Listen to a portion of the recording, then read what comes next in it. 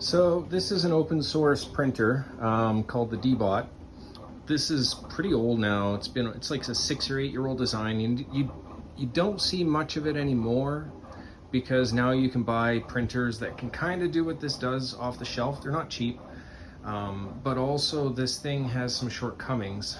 So it wasn't a cheap printer to build. So back when the design first was making its rounds, people were building it because what it does is it uses the extruded aluminum to act as guides for the moving parts. It uses V-slot and these wheels to move around, move various mechanics around.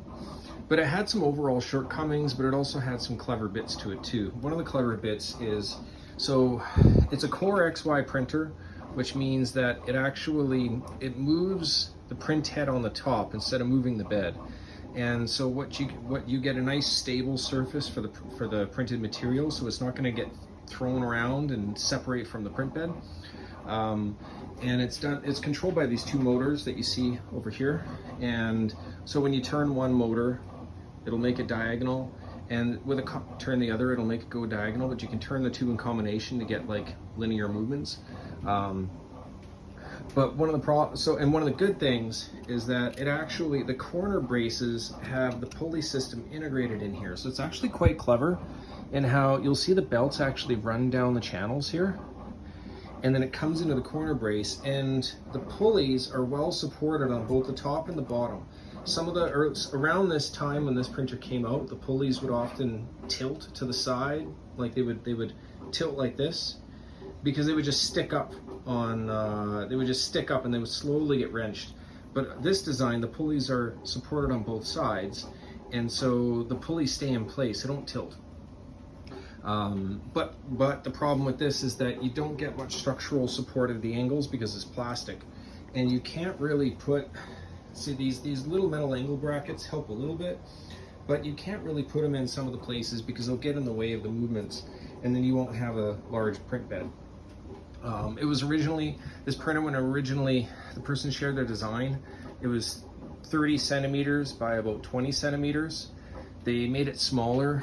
They didn't make it a full 30 by 30 because of some of the shortcomings of strength. But I put together a 30 by 30 centimeter printer quite a while ago, and I'm rebuilding it and redesigning things. I'm going to go over some of the improvements I'm working on this, that I'm doing on this. One of the improvements is this 3-wheel head has a better structure head. I got this off Thingiverse, and then here's a custom mount. I'm going to be putting a BL touch on it for automatic bed leveling. The other thing I'm doing is it has a lot of flex, especially forwards to backwards, because you'll notice these are called 20/40 aluminum, 20 millimeters this way, 40 that way. They have a lot of meat going this way, but they don't have as much strength going this way. And going into the plastic like this, see, this acts like a hinge right here, and it just moves. So I put a piece of aluminum going across here because it stays out of the way of the bed system. And then these little metal braces don't provide much structure, so I've designed and printed these braces here, and these are strong. This is really strong, and so I can like shove my body weight against this. I'm not going to do it right now because it's on this folding table, but I can shove my body weight against this, and I can't get this to bend. And I'm going to put a couple more on here, and I'm going to design more for this side. Things have to provide clearance for the wheels. So I'm going to design one that's going to go on the outside here, but be elevated out or supported outward so that the wheels can go past it, and provide better structure this way as well, because all that's really holding this is this little tiny piece here and then plastic right here. Another improvement that I'm working on is I'm using a DBot board instead of, this is the DBot board I bought like 4 years ago or so. 2018, this is like 6 years ago. This DBot board can do automatic bed tramming. So I have 3 motors. These 2 are in series. So what it's going to do is it can control the 2 motors together on the front and 1 on the back. Because again, the original design had just 1 motor. it had a single motor, and the bed would just kind of flop outwards, and it would always be crooked because the one side would be heavier than the other side. So when I originally built this printer, I put 2 motors, and I put one on the left, one on the right. This is the front of the printer here. I put one on the left, one on the right, but the problem is the bed would tilt left and forwards and backwards. So now what I'm doing is I'm supporting it on the back and 2 supports on the front. And now it's actually quite hard. So if I tilt this, if I'm pushing this here, and they're pretty much moving together. And this side is quite strong. So there's no bed movement as it's going up and down. And then the controller board, once I have the sensor on the print head, it can move the print head to the various corners, read how far the differences in the print bed distance at the 3 posts, and then calculate the difference it needs to crank the height.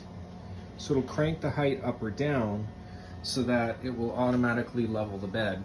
Well, automatically square it. It'll automatically tram up the bed. So it's different from like automatic bed leveling or surfacing where it accounts for warping in your plate. This is gonna do automatic tramming. So I have this X1C carbon. This is not a cheap printer. It's a $2,000 printer. Prints quite reliably, but it doesn't have automatic bed tramming. Every once in a while, one has to go in and use these leveling nuts on the inside to level out the bed manually. But this is gonna do it automatically. Yeah, so that's kind of what I'm working on for now.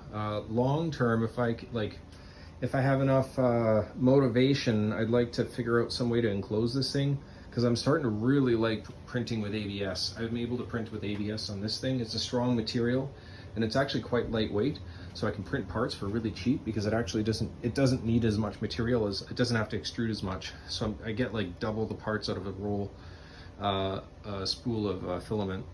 And if I can enclose this like that printer's enclosed, I can print ABS so that it stays nice and toasty warm inside. Yeah, so it's a bit of a mess, but this is probably going to be a pretty nice machine when I'm done. It's going to have a very big build volume, 3 cubic feet, 30 centimeters by 30 centimeters by 30 centimeters. It's going to have, this is 25.6 by 25. This is 25 by 25 by 25, which is still pretty big, but this being 30 by 30 by 30 is going to be double the volume of this machine. So it's worth it. There are going to be projects I'll be able to do on here that I won't be able to do on the other machine. So yeah, that's my project right now. I booked off a bunch of vacation time to work on this, so hopefully I can get her done before the end of my vacation.